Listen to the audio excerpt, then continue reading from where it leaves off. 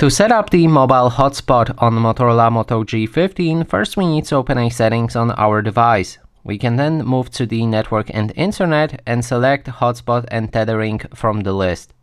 Now you'll be able to activate Wi-Fi hotspot, and you can click on it right here to adjust the settings, like changing the name of your hotspot.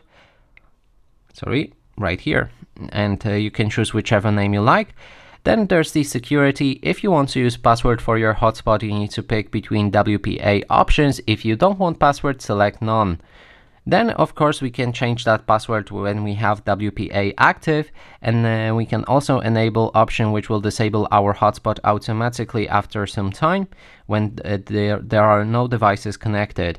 Finally, on the bottom there's speed and compatibility, and you can switch between 2.4G network or a 5G network. 2.4G gives you less speed, but it is more compatible with more of the other devices, and 5G is much faster, but it will be compatible with less of the devices. And that is basically everything.